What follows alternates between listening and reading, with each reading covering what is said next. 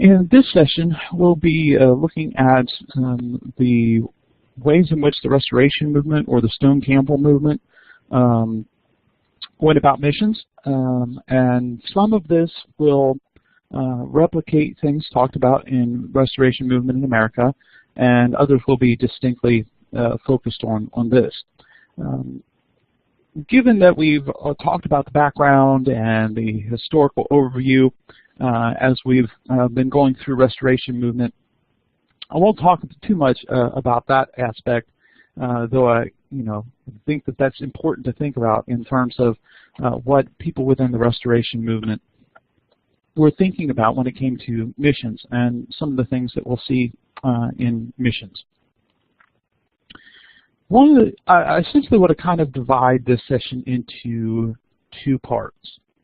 The first part will look at the efforts made at creating structures for mission work, and then the second part will be an overview, very brief survey of different regions that the Restoration Movement has been active in, and predominantly focusing on the disciples of Christ and the churches of Christ.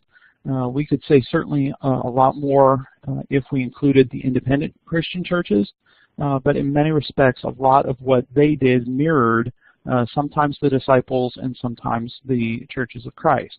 So in an effort to try and keep this concise while expansive, we'll not really talk too much about the independent Christian churches except in a few key places. So this first part, we're thinking predominantly about structures. What kind of systems, institutions, what kind of efforts were specifically developed within the Restoration Movement that were meant to assist in the fulfillment of missionary endeavors. Predominantly, of course, we'll be focusing on foreign missions, although in many respects, in the early 19th century, we could definitely say that there was a lot of mission work done in the Restoration Movement in the United States. That a lot of the focus in that early part was on evangelizing individuals, different groups within the borders of the United States, to some extent Great Britain as well, but that in many respects some of that work was trying to convince people that were part of other religious groups to become part of the Restoration Movement. And don't forget as well that while there is an interest in restoring New Testament Christianity that is very important in all of this, there's also the desire to create a unified Christianity. That is a very important component about this. So some effort that we might call missionary work was done to try and bring different religious groups together to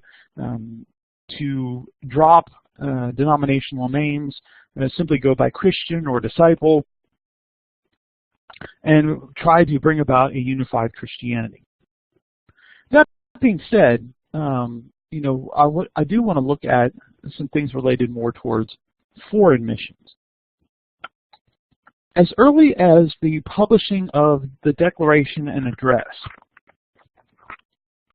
there was evidence that this movement, this Restoration Movement, was interested in promoting the Christian message as much as possible. And included in that was the training of ministers to go out and promote this message. So mission mindedness was a part of the developing Restoration Movement. Now, of course, in the Restoration Movement fully beginning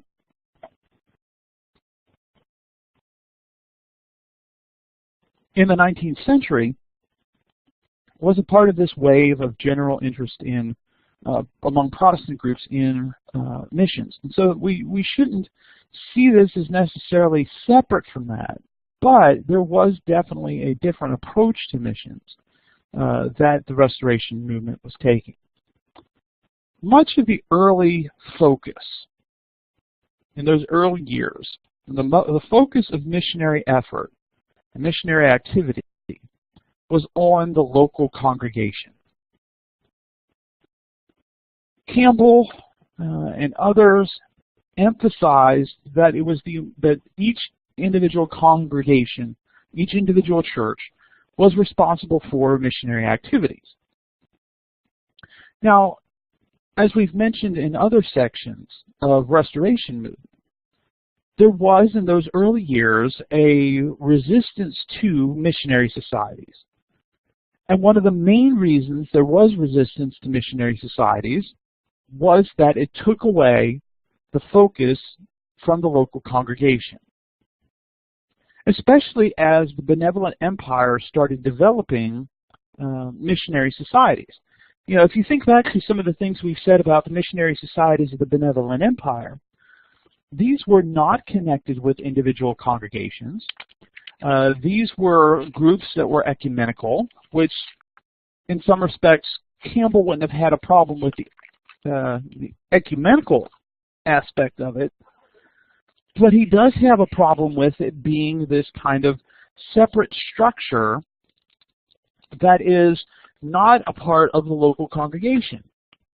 And so instead of local congregations using their funds and using what God had given them, the resources God had given them, to send out missionaries, missionary societies drew that away. Even the denominational missionary societies were responsible for, you know, kind of taking away some of this responsibility of the local congregations.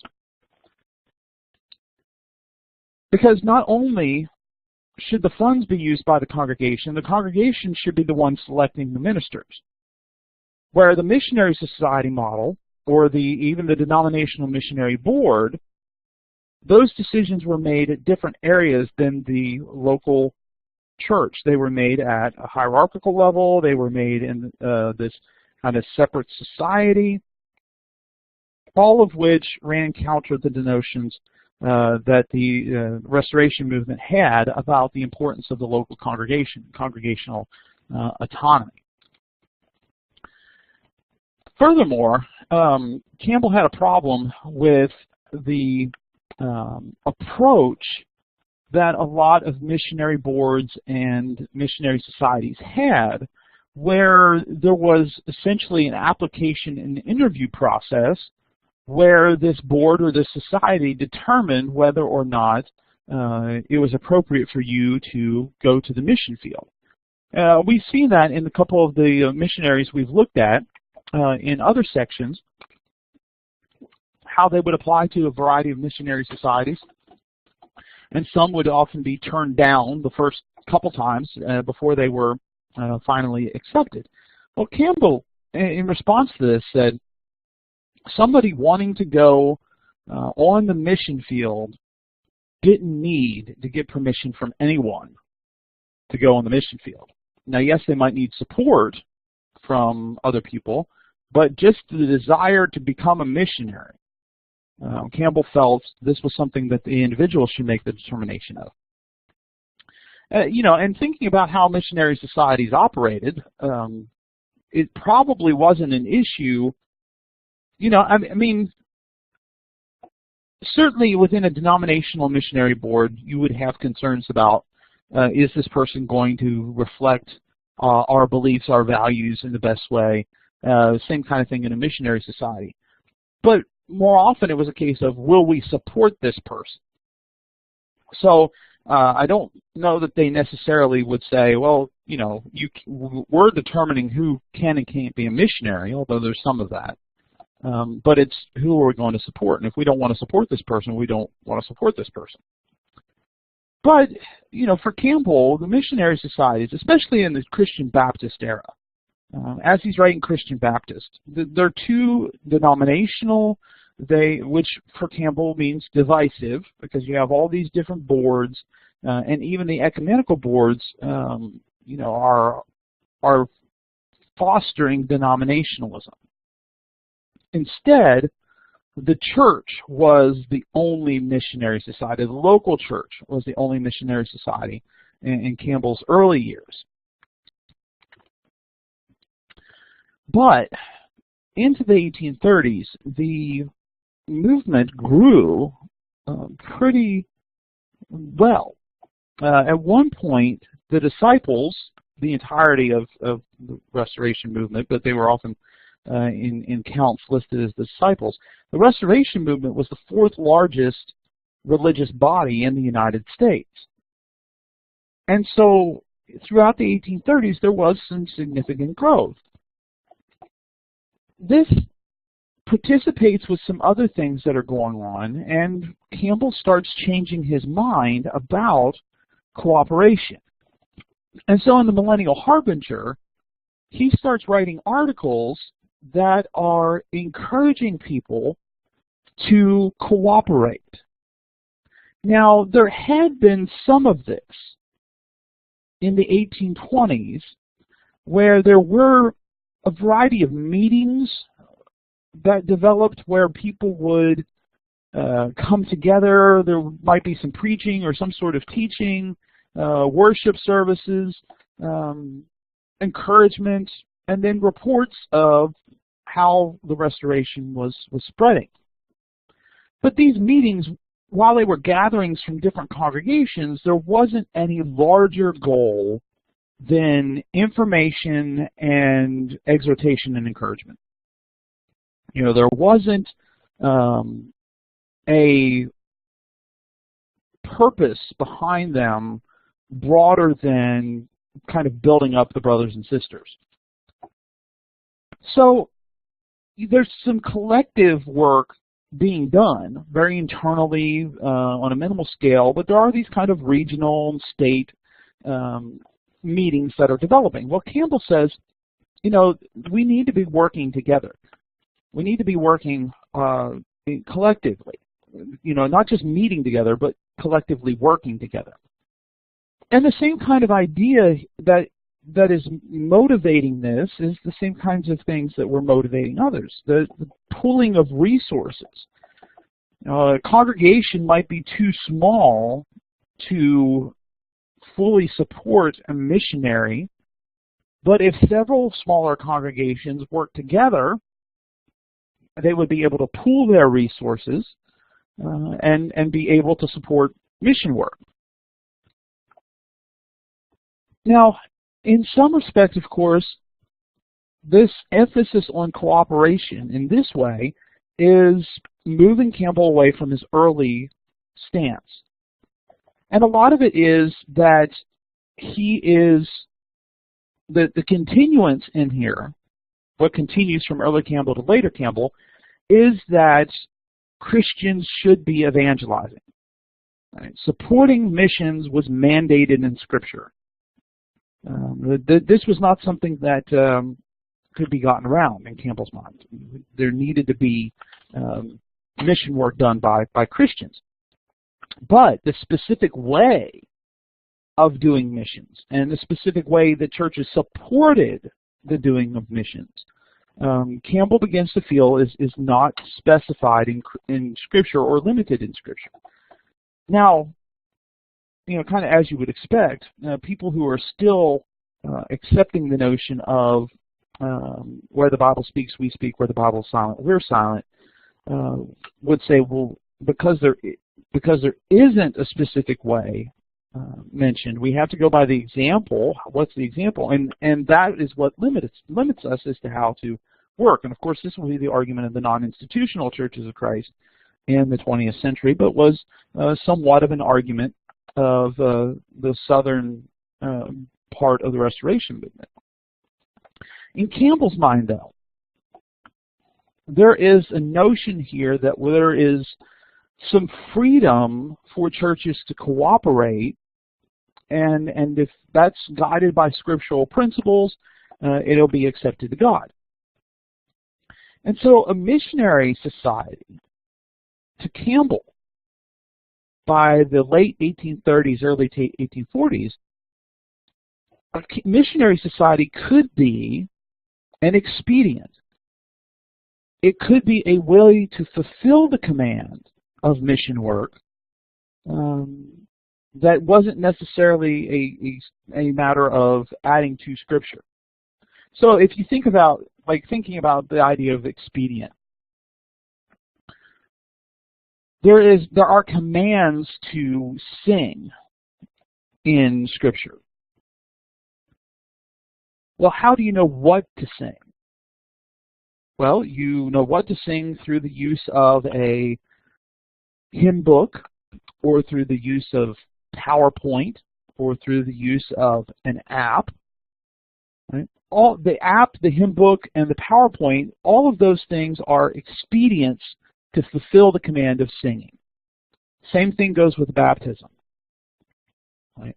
Baptism commanded in Scripture, yet, a church having a baptistry, a church having a pool, a church going to a local lake, right? All of the lake, the pool, the baptistry, all of these are expedients, ways to fulfill and to fulfill quickly the command. And so, for Campbell, the command is to do mission work, right? Evangelize, go into all the world, right? The Great Commission. The missionary society was a way to fulfill that command. However, Campbell still leaves the door open for disagreement. Because it was an expedient, the missionary society was a matter of opinion. And because it was a matter of opinion for Campbell, a local congregation could decide whether to participate or not. No congregation should be forced to participate in the missionary society if they didn't feel like it was an appropriate thing to do. So he's trying to kind of have both sides of this, right? You have the missionary society structure, yet also allow for people to not want to participate. Ultimately, what's driving this is Campbell's conviction that there is a sizable work for evangelizing. The work of evangelizing the world is impossible without cooperation. And cooperation is impossible without organization.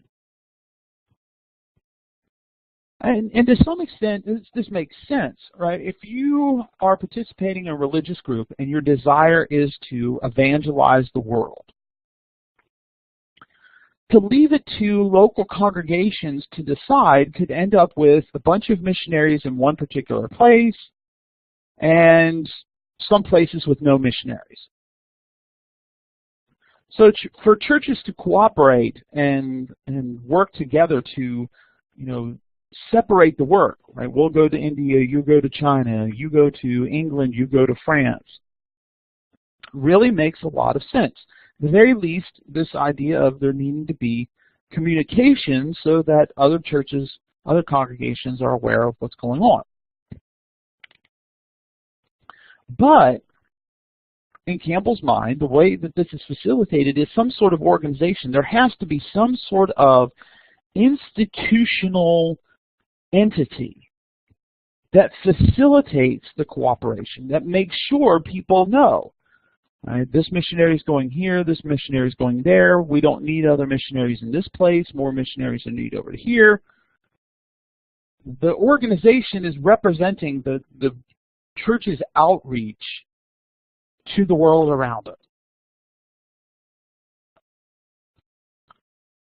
So you have this desire to work cooperatively, this collective meeting together at the state level, the local level, but even more of a desire of doing great work together. And Campbell, especially at this time, this later part of his life, he's even open to cooperating with other denominations. He's not opposed to that as much as he would have been in the earlier years as well. And so to work together with Baptists especially, but other groups as well, was not something that Campbell was necessarily against. One of the first entities for organization that was created was the American Christian Bible Society. And we talked about this in the Restoration Movement. The goal of the American Christian Bible Society was to circulate the Bible throughout the world. Get the Bible in the hands of everybody in the world. And it's pretty easy to understand why such a society would develop and why there would be such an interest. Now, remember that the Restoration Movement, one of the principles that the Restoration Movement is operating under is the belief that individuals can understand the Bible on their own. And so, if they are given a copy of the Bible, that is sufficient, in a very simplistic way, that is sufficient for people to know what to do about God, know what to do when it comes to God's will. Now, such a view, of course, I think is a little bit naive. You know, to just say, okay, if we just give people Bibles, that's the way to evangelize. Are there some things in Scripture that are easy to understand? Absolutely. Are there some things in Scripture that are difficult to understand? Absolutely. Are the things related to salvation and the need for community easy to understand? Pretty much enough for a person to become, to become a Christian. But how do you know that those people are going to necessarily go to those passages that teach that? And in some ways, I think of the Ethiopian eunuch. Right? Here he is going in Acts chapter 8, going from Jerusalem back to Gaza, and he's reading, and Philip asks him, do you understand what you're reading? And he, of course, says, well, I can't unless somebody teaches me. So the idea of just giving people Bibles, and I'm not saying that that was totally the only things the people involved in the American Christian Bible Society thought about, but there's still this idea of, well, this is simplistic. Let's just get the Bible in the hands of people, and that'll be it. The American Christian Bible Society, again, started in 1845, but Campbell and others argued it would be better to work through the American and Foreign Bible Society, which was a Baptist organization that had split off from the American Bible Society. Let's just work with an organization that already exists, that already has structure in place, instead of trying to essentially recreate the wheel. Well, the people behind the American Christian Bible Society said, well, there aren't a lot of disciples that participate in the American and Foreign Bible Society. This isn't something that a lot of people get involved in. So, I don't know that that's the answer. And they said, we could probably do a great work of bringing in funding for this by just focusing on disciples. That because of how important the Bible is to the disciples, it'd be easy to do this. Well, they were wrong. It never gains a lot of support and eventually disbands a little bit over 10 years after it had formed. The more significant attempt to organize, especially for mission work, was the American Christian Missionary Society. It was formed in 1849. At the first meeting in 1849, there were 156 delegates from 11 states that gathered in the city of Cincinnati, Ohio. Alexander Campbell was not present there. He was not feeling well, and so his son-in-law, W.K. Pendleton, took his place. Campbell, though, was elected president of the society as the group decided to form, and he would be president quite a bit over the last years of his life. The focus of the Missionary Society was, of course, international missionary efforts, but there was also an encouragement to pay attention to developing Sunday schools and literature for Sunday schools, that there would also be regional and state meetings that would be developed where people could assemble on a local level, and then there would be this kind of national meeting of the American Christian Missionary Society. Life membership was offered to people for the price of $20. To be a lifetime director, it was $100. And for a church to have delegate privileges, for a church to be able to send a delegate, it was $10. There was opposition, of course, very early on. We talked about some of the opposition later, post-Civil War and toward the end of the 19th century. But, very early on, people were concerned about where do we have authorization in Scripture to develop an extra-congregational organization. Where's the passages where we can do something and create an institution beyond the local church? Because this is essentially what's being done. The American Christian Missionary Society was not under a group of elders. It was not affiliated with a specific congregation. It was something separate and distinct. And so people said, "Now wait a minute, right? The key institution in God's plan is the church. So how does this missionary society fit into it?"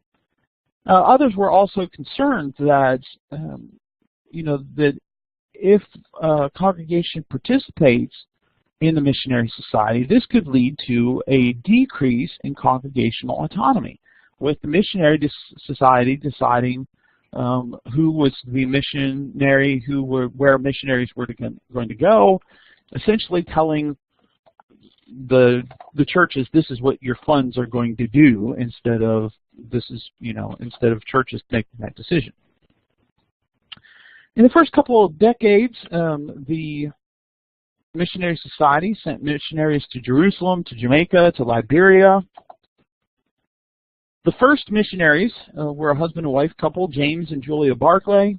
They went to Jerusalem and were there from 1851 to 1861.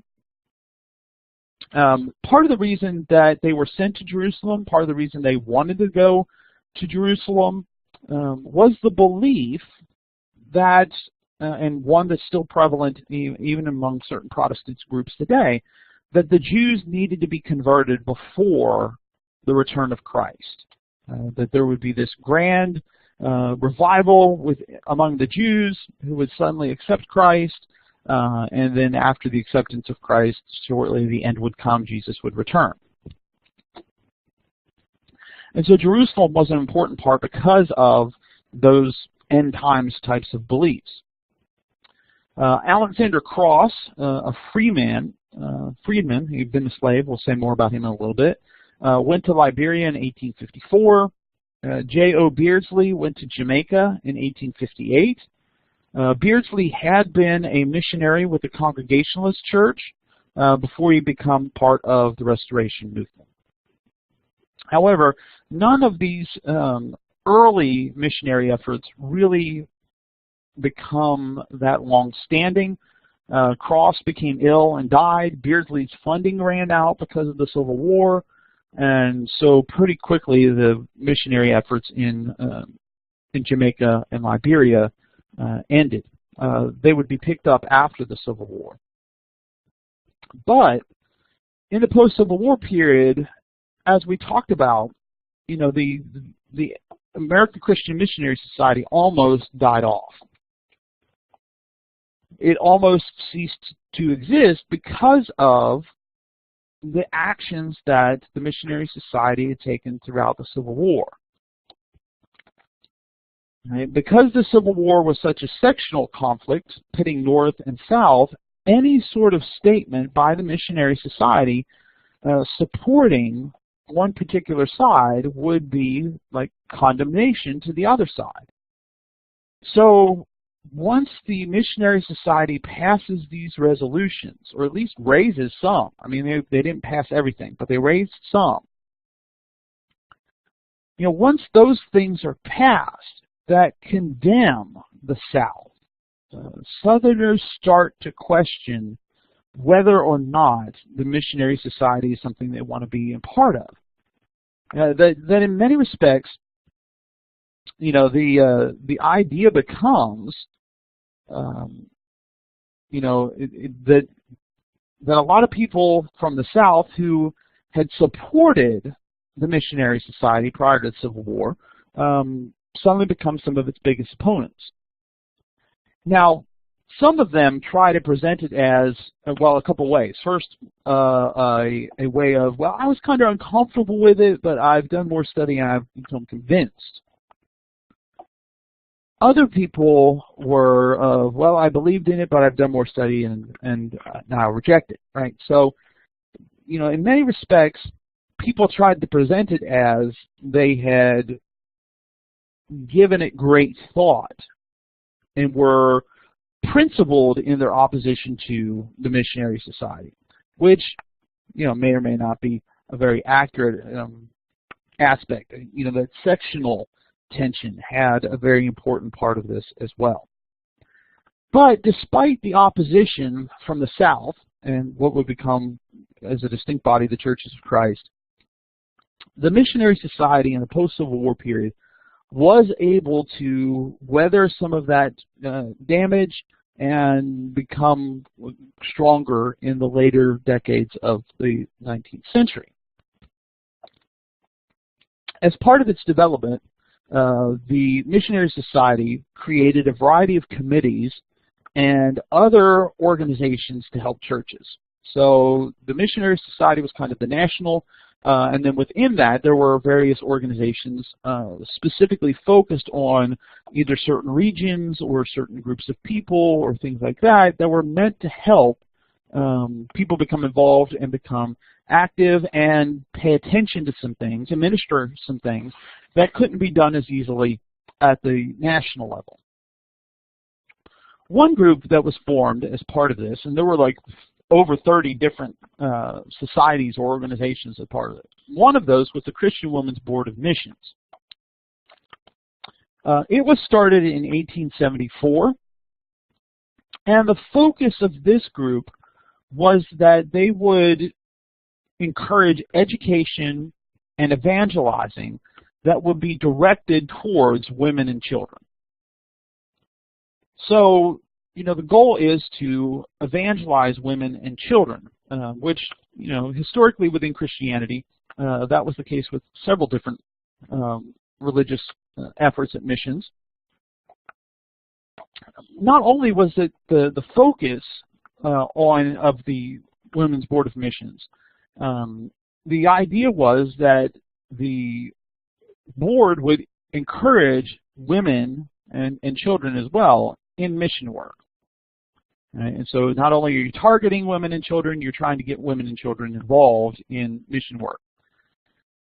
The board was focused both within the United States and in foreign lands. Right? So this is a very broad attention.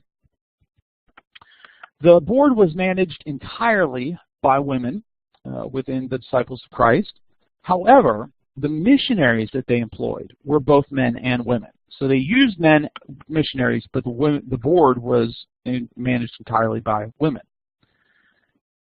Evangelism and mission work weren't the only areas the board was focused on, but it also got involved with social issues like suffrage and temperance, connected to a lot of local church societies to help them facilitate some things.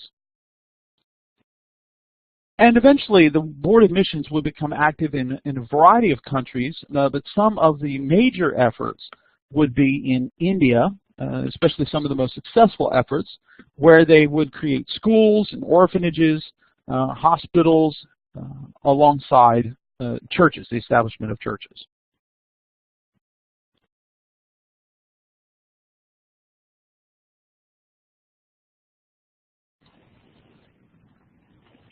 Another organization started by the American Christian Missionary Society was the Foreign Christian Missionary Society.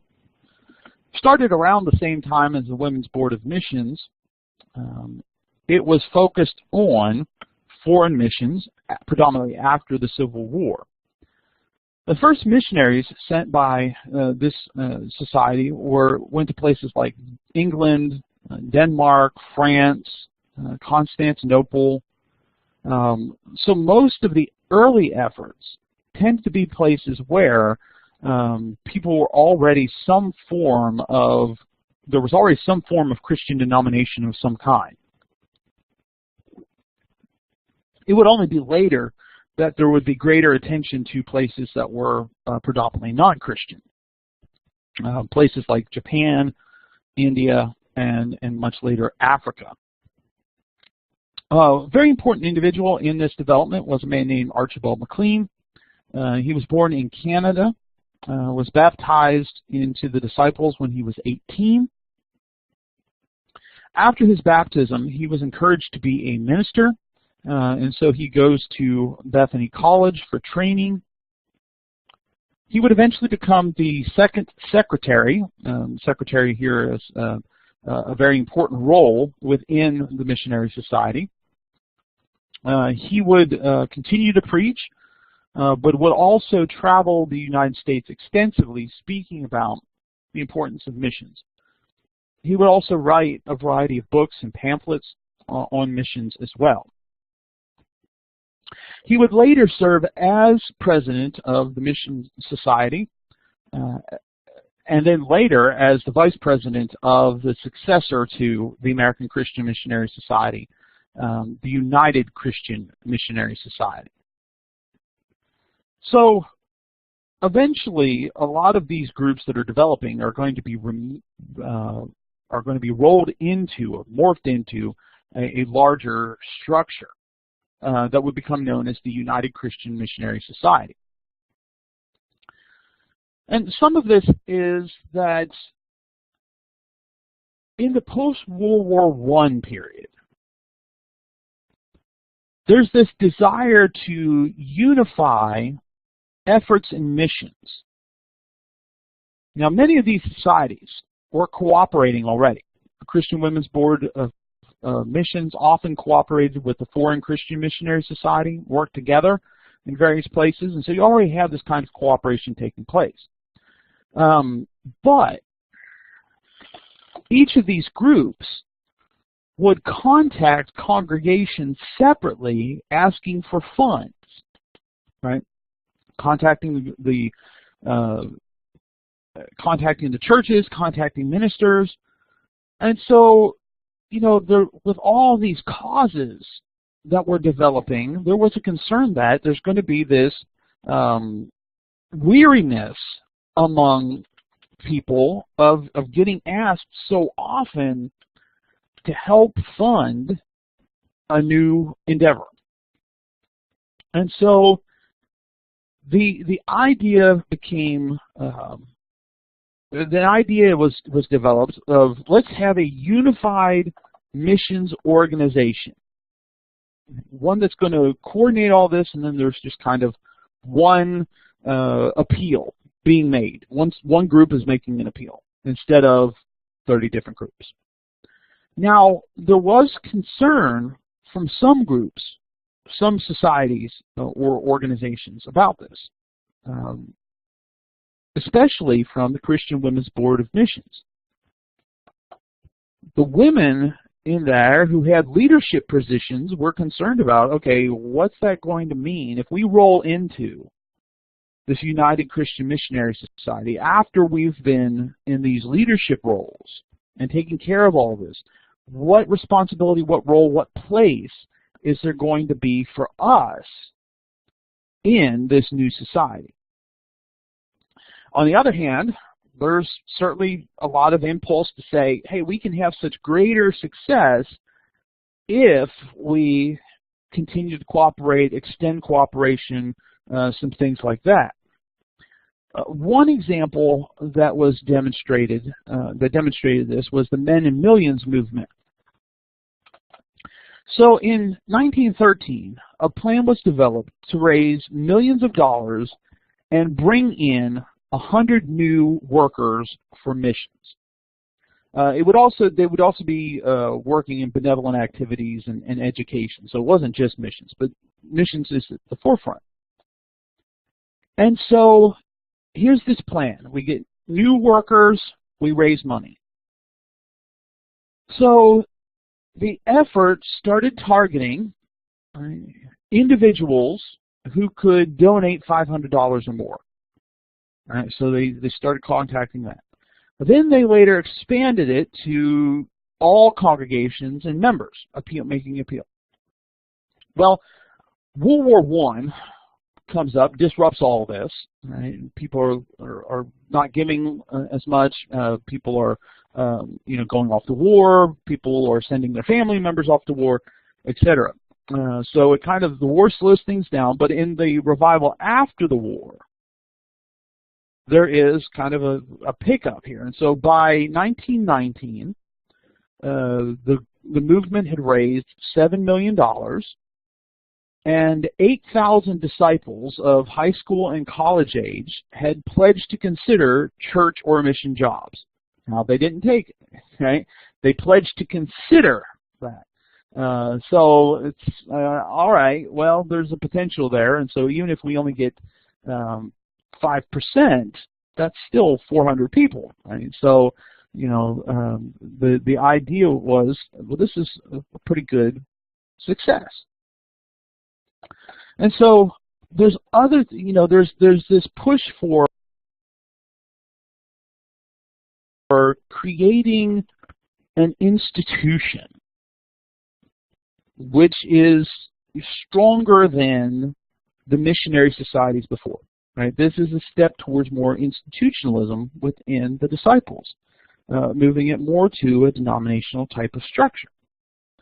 And so eventually, the United Christian Missionary Society was created.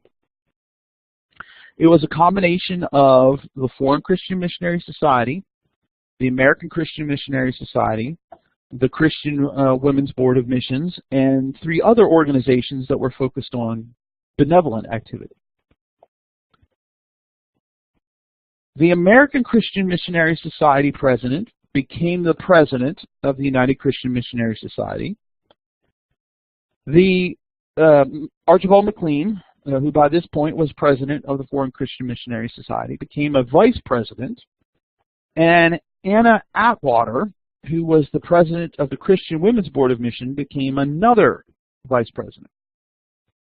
And so, he's trying to keep some leadership positions for women here, and the board in charge of the United Christian Missionary Society was half men and half women. So the focus of this group would be missions, obviously, missionary society, but it would also be about the recruitment of ministers, both for congregations in the United States and for workers abroad. It would also help develop retirement benefits for ministers, also be involved in benevolence and religious education. Now, because this is becoming more of an institutional structure, there are some people who are concerned that this is further deteriorating congregational autonomy. Right? A lot of congregations left the restoration, or split from the disciples. But there were some that stayed that were still kind of concerned about autonomy. Right? They didn't follow the churches of Christ, but they're concerned that, this is pulling everything into one thing, and there's an institutional order here and some hierarchy.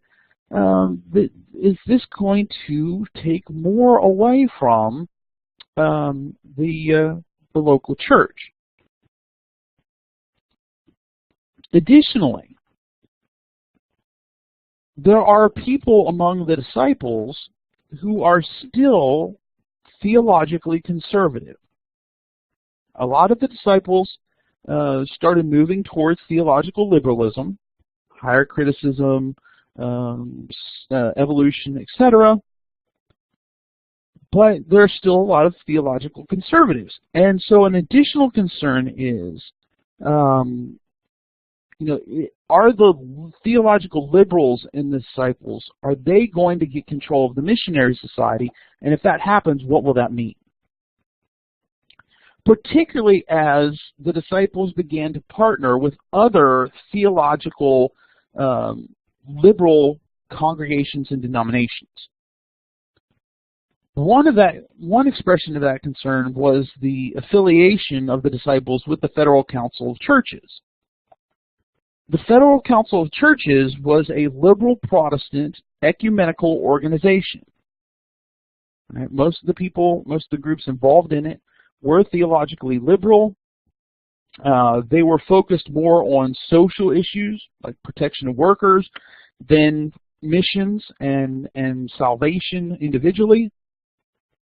And even, as this affiliation happens with other denominations and the Federal Council of Churches, it has an impact on the mission field. In some places, the United Christian Missionary Society gave up activity to other denominations, like the Methodists. Oh, the Methodists are here, we'll pull out, we'll go somewhere else. Now, from an ecumenical standpoint, from a standpoint of unity, from a standpoint of theological liberalism, that's fine. But from a theological conservative standpoint, there was a lot of things within the Methodist Church that had moved away from traditional Orthodox conceptions of the Bible, etc. And so this is really a concern for these theological conservatives. Participation in the interchurch world movement was another place where this controversy continued to flare up. The interchurch world movement was started by Presbyterians, and the idea was that there would be this cooperative evangelizing of the world. Funding for this group was based on loans taken by various denominational organizations. So there's the theology concern, but then there's also this financial concern. The movement doesn't last that long, furthermore, so it fails, it disbands, and the United Christian Missionary Society is left with like $600,000 in debt that it has to pay off. So that's another part of all this as well. There were other controversies, one of which we'll talk about in a little bit, that finally led to some congregations among the disciples to say, we are going to support our own missionaries. Right? We're going to have this independent support. We're not going to work through the United Christian Missionary Society. And so this ends up hindering the efforts both in the United States and on various international mission fields. Furthermore, some of the original organizations that comprise the Missionary Society, particularly those that are more focused on education, ministerial, and benevolent concerns, they start pulling away from the Missionary Society and aren't as involved in its structure. So, there were a lot of challenges that this new organization faced. But despite all that, there was some success that did happen, and eventually it was kind of divided into three areas. There would be the division of Christian education, the division of home missions, and the division of foreign missions. All of these would be these sections within the Missionary Society. There would be further changes in the 60s that we'll talk about here in a minute. Other efforts were made to try and unify the disciples and bring structure to the movement, somewhat connected with missions. The international, in 1909, there is a centennial anniversary of Declaration and Address. Declaration and Address, Thomas Campbell published that in 1809, and so there's this convention in Pittsburgh that is observing this anniversary, celebrating the achievements of the disciples and various societies within it. And within that celebration, there are people that are encouraging even more centralization, even more organization. And so the first International Convention of the Disciples of Christ was called in 1917. Again, there's concerns. All right, this is getting even more denominational. There are a variety of ideas being put forth that we don't particularly like. Well, you know, the idea was we're just going to be an advisory body. This International Convention is not going to be a denominational board. It's just an advisory group. And so the various delegates from state conventions and congregations, they're going to come. We're going to talk about some things. They're going to go back and say, here's what the advice is, but is this going to be good for us? And it's out of this that the United Christian Missionary Society is formed. The stated goals, though, are cooperation, efficiency, closer fellowship. Well, you know, it's like very concerning to some people. We don't like this direction. This is more denominational. It's more structure. This is not a meeting for fellowship and inspiration. You know, there's this move that is more towards creating a hierarchy that we don't think is something that we want. What further complicated this was a concern about open membership. Now, there had been, within the Restoration movement, from even some of the earliest days, the question of the so-called pious unimmersed. People who were, for all intents and purposes, good people, loved God, wanted to serve God, but had not been immersed in water. So, if baptism was essential to salvation, what do you do about those in denominations who do not practice immersion or do not practice adult baptism? How do we understand who these people are in relationship to God, in relationship to salvation? And Campbell, in his debates and his journals, had largely emphasized the essentiality of baptism. It was absolutely essential for salvation. However, by the 1830s, he had started modifying his view a little bit. He wrote an article in the Millennial Harbinger that largely indicated that people could be Christians without immersion.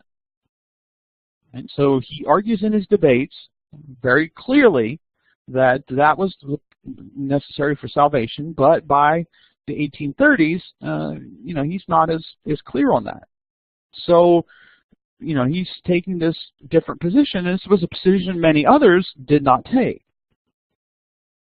But the essential question is, could a person be a member of a disciples' congregation without being immersed? There were a variety of opinions on this. Isaac Arrett had taken the position in the later part of the 19th century that there might be Christians who were not immersed, but they were Christians in error and should not be admitted to membership in the disciples.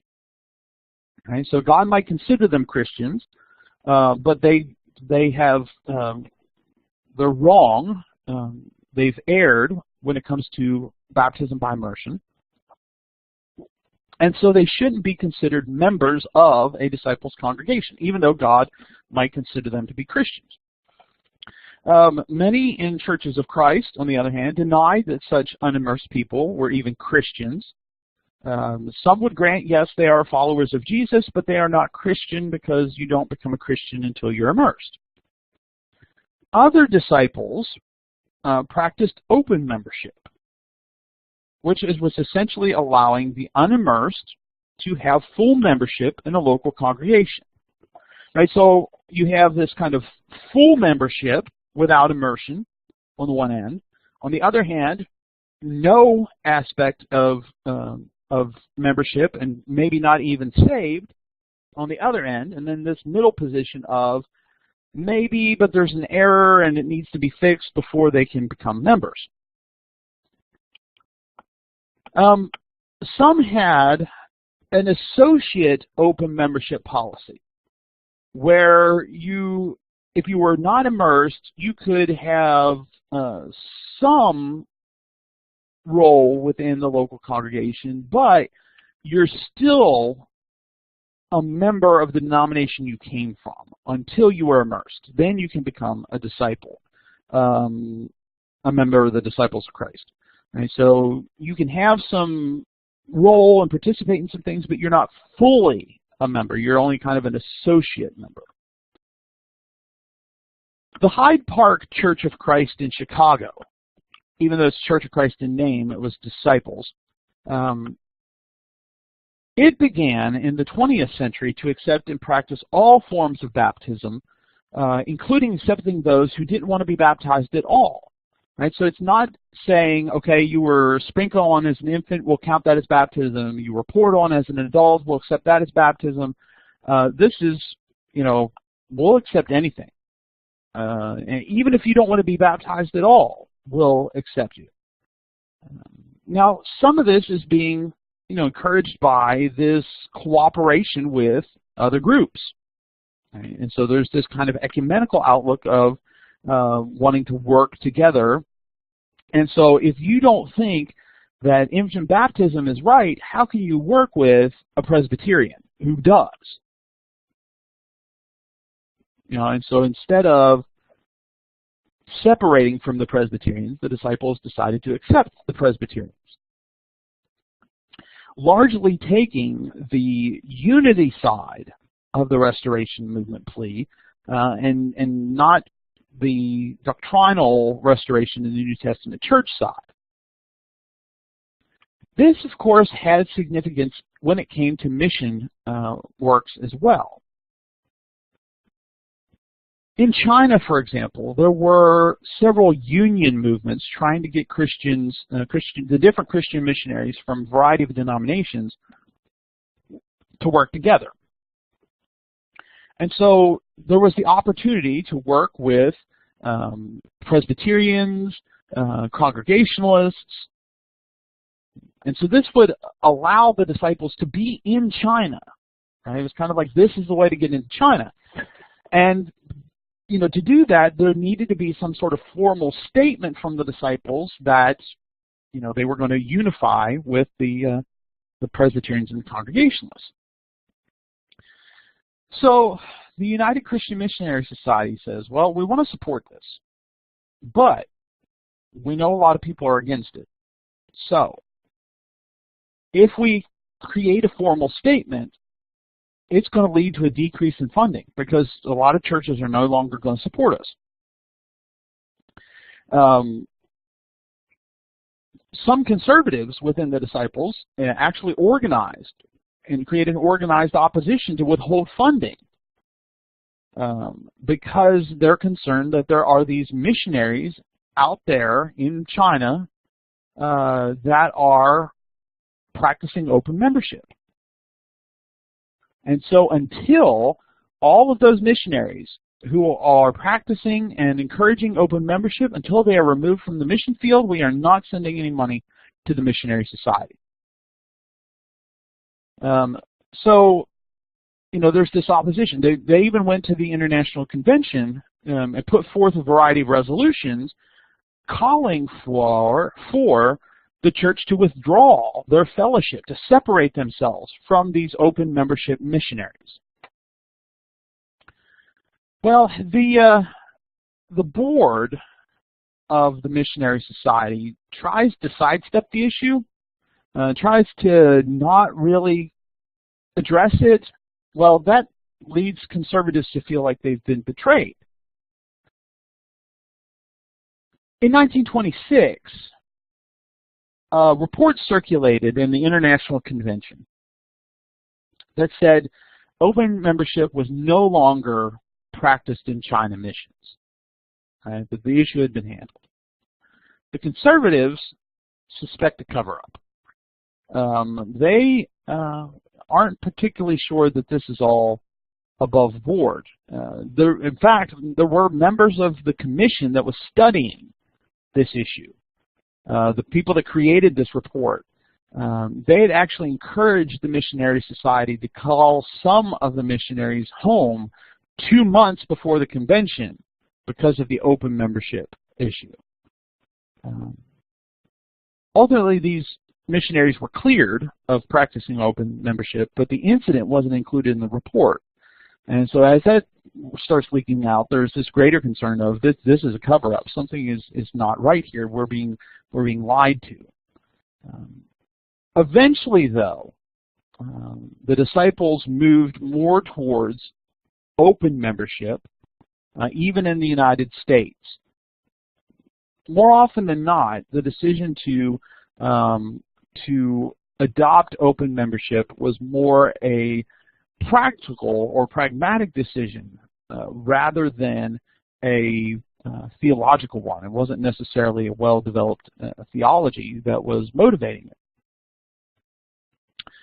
Eventually, the conservatives decide we need to have a new group. And so they created the North American Christian Convention. The first meeting was in Minneapolis in 1927. Now, those people that supported the International Convention of the Disciples of Christ were a little concerned about this, thinking, okay, this seems to be more of a convention that's kind of created to protest the International Convention, or you're creating a rival convention. And the promoter said, no, no, no, what we're doing is just having a rally. Right? This convention is just to bring people together, to inspire people. Right? It's just a gathering of individuals. The International Convention is more a gathering of churches. This North American Christian Convention is just bringing individuals together. Its focus was on the restoration of New Testament Christianity, not on organizational matters, day-to-day structure. That's more International Convention. But they also said, we're really trying to, in this, create unity. The International Convention is moving towards division by taking all these positions. It's dividing us.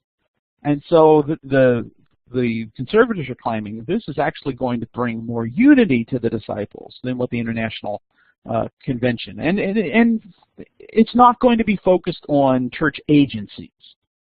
Right? It's just people gathering together, encourage each other, restore New Testament Christianity, try to develop unity. It's not about organization. It's not about the day-to-day efforts. It's not about these church agencies. That's all International Convention. But it does appear that there were some conservative supporters that hoped that the convention would become a schismatic group. That it would become a separate group, and there would be separation from the liberals. So you have some that just wanted to be a kind of a complementary organization. Right? We do different things here, but it's connected with the International Convention. It's just kind of supplementing. Others said, let's use this to break away. Let's use this to start something new. But more and more effort was made to become more denominational in structure through the International Convention. And so, this did result in a split between the disciples, as today, and the independent Christian churches. But the struggles over open membership and the other struggles, other tensions and challenges, it led to a lot of missionaries in the field withdrawing from the missionary society and finding their support elsewhere. And so, kind of rejecting the direction the missionary society was taking and becoming an independent and seeking support from local congregations. And within a few years, disciples missionaries who were independent were more numerous than those supported by the missionary society. There were more disciples missionaries in the field who were getting the support from local congregations or a group of congregations rather than the missionary society. In the years after World War II, there was an increase in missionaries. again, you kind of have three groups here. Some supported by a local congregation, some supported by a group of congregations, some supported by the missionary society. On the one hand, on the disciples' end. On Churches of Christ, it's something different. So among the disciples, you had the development of the African Christian Mission and Christian Missionary Fellowship. These two organizations, the first one developed in 1947, the second in 1949, these groups developed to try and combine the best of the independent approach with the best of the cooperative approach. Right? So they're trying to kind of fit in here as not independent, not supported by the missionary society, but something that's kind of taking the best of both worlds. So there are those kind of efforts. Then there was also developments related to further organizations, the development that would later become known as restructure.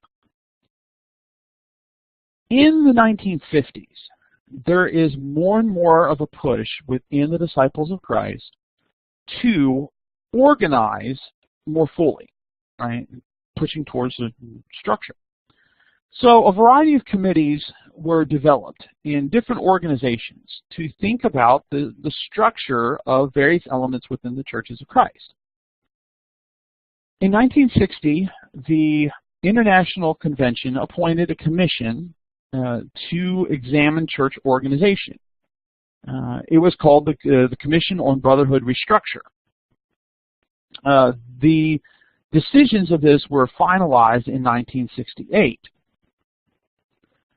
Out of this, one of the things that became a development was the creation of the General Assembly, which would replace the International Convention. Another decision that was changed was the name of the group. It became Christian Church, and then in parentheses, Disciples of Christ. Now, the General Assembly still supposedly does not have authority over individual congregations. It's meant to do this kind of cooperative work. One of the sections within the General Assembly, after restructure, was the Division of Overseas Ministries. So the United Christian Missionary was dissolved, Missionary Society was dissolved, and new boards, new trustees were set up in these different sections. The Division of Overseas Ministries started meeting in 1973, and there were different area directors set up to oversee mission work in different areas of the world. There was a director over Africa, one in East Asia, Europe and the Middle East, another one over India and Nepal, and one over Latin America and the Caribbean. The focus of this Overseas Ministries group would be on world missions and evangelism. By now, however, the disciples had become pretty ecumenical. So that the attention to evangelism was there, but it's more about working together cooperatively. Additionally, there's a lot more of a politically liberal lean here, and so it's not just about evangelism. There's some of that, but it's also about human rights, peace, justice, the environment, interreligious dialogue. Not that some of these things aren't important things to note, but it does suggest that there's this shift that the disciples take in mission work and what constitutes mission work. Furthermore, since 1996, the Division of Overseas Ministries has been connected with the Missionary Board of the United Church of Christ, which is a distinct organization that actually developed out of the Congregationalist Church and a couple other things merging, but a pretty mainline, theologically liberal Protestant denomination. So the two of them, the Overseas Ministries and their board of missions, kind of work together in sending out missionaries, etc.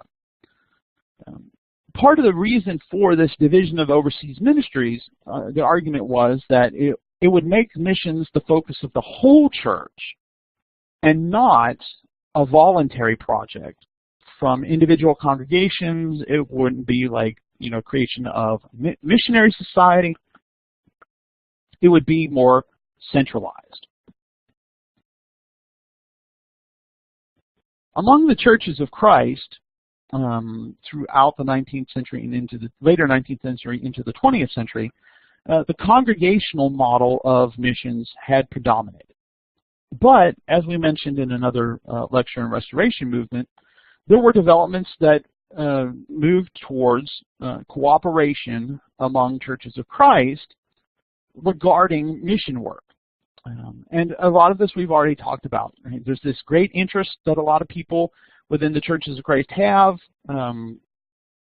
but really post-World War II is when it really starts to get moving.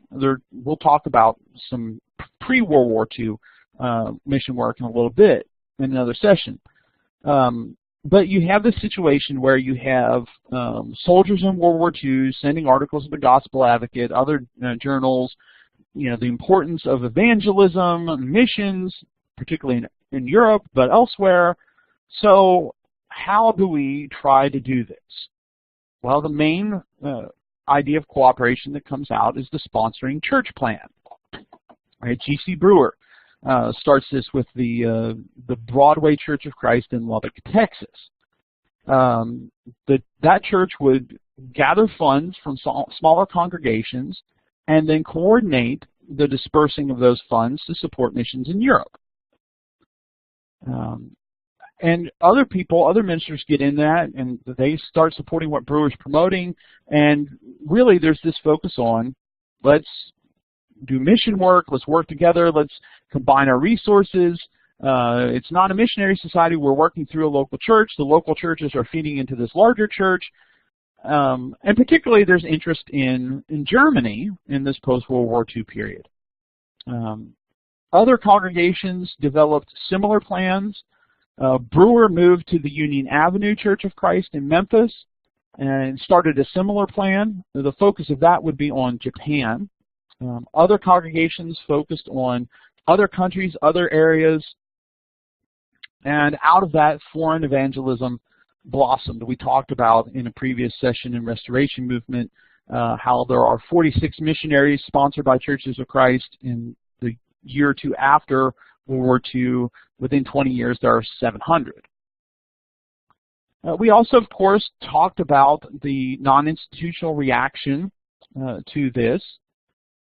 While it's not a missionary society, a lot of the non-institutional churches were concerned that this is not something in Scripture, right? So the same arguments against the missionary society are used against the Broadway sponsoring church plan.